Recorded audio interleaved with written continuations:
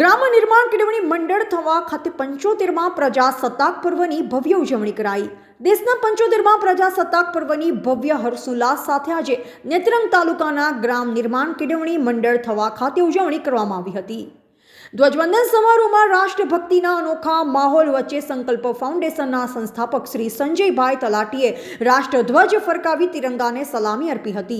આ અવસરે માજી સૈનિક મૂળજીભાઈ પટેલનું વિશેષ સન્માન કરવામાં આવ્યું તેમજ મુંબઈ અને આણંદથી આવેલ મહેમાનશ્રીઓનું સંસ્થાના વિભાગીય વડાઓ પુસ્તક આપી સ્વાગત કરવામાં આવ્યું। ત્યારબાદ દરેક વિભાગના વિદ્યાર્થીઓ દ્વારા સાંસ્કૃતિક કાર્યક્રમો રજૂ કરવામાં આવ્યા હતા। આ પ્રસંગે આગેવાન અને મહાનુભાવો સહિત કૃષ્ણ આશ્રમ શાળા, એકલવ્ય સાધના ઉત્તર બુનિયાદી વિદ્યાલય, પીએમ શ્રી થવા બ્રાન્ચ પ્રાથમિક શાળા, નૂતન ગ્રામ વિદ્યાપીઠ, બીઆરએસ કોલેજ, જય જલારામ તાલીમી સ્નાતક મહાવિદ્યાલય, B Ed college, Balhans college of social work, એમએસડબલ્યુના કુલ 1500થી વધુ વિદ્યાર્થીઓ ઉપસ્થિત રહ્યા હતા।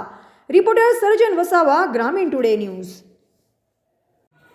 આજે ગ્રામ નિર્માણ કેળવણી મંડળ થવા સંચાલિત બધા વિભાગીય વડાઓ દ્વારા 75માં ગણતંત્ર દિને સંસ્થાની વિવિધ શાખાઓમાં રાષ્ટ્રધ્વજ ફરકાવીને ઉજવણી કરવામાં આવી।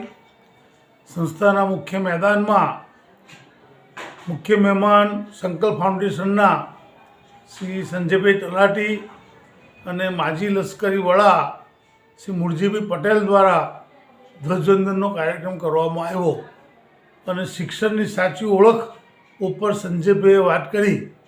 સાથે સાથે આજે ગણતંત્ર દિને મારે એક જ સમાજને સંદેશો આપવાનો કે અયોધ્યામાં રામ બેસી ગયા, તેનાથી રામરાજ આવવાનું નથી।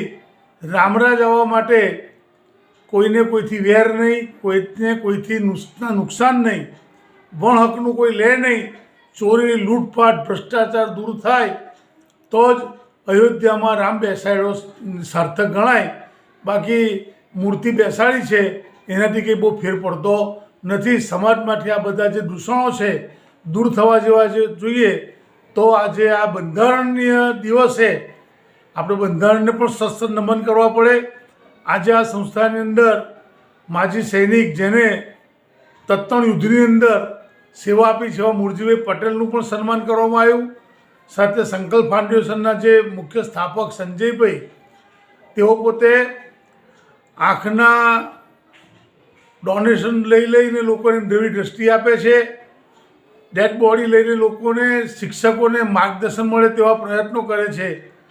સાથે મુંબઈથી પધારેલા અમારા વિજયભાઈ ઉપાધ્યાય અને શ્વેતાબેન અને આણંદથી પધારેલા પાર્થિવ ગોઠી અને તેમના પરિવારનું સૌ સંસ્થા વતી ખૂબ ખૂબ ઉમળકાભેર સ્વાગત કર્યું અને સાંસ્કૃતિક કાર્યક્રમ દ્વારા આજના દિવસની ઉજવણી કરવામાં આવી।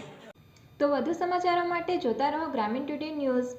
ગ્રામીણ ટુડે ન્યૂઝને લાઇક, શેર અને સબસ્ક્રાઇબ કરો।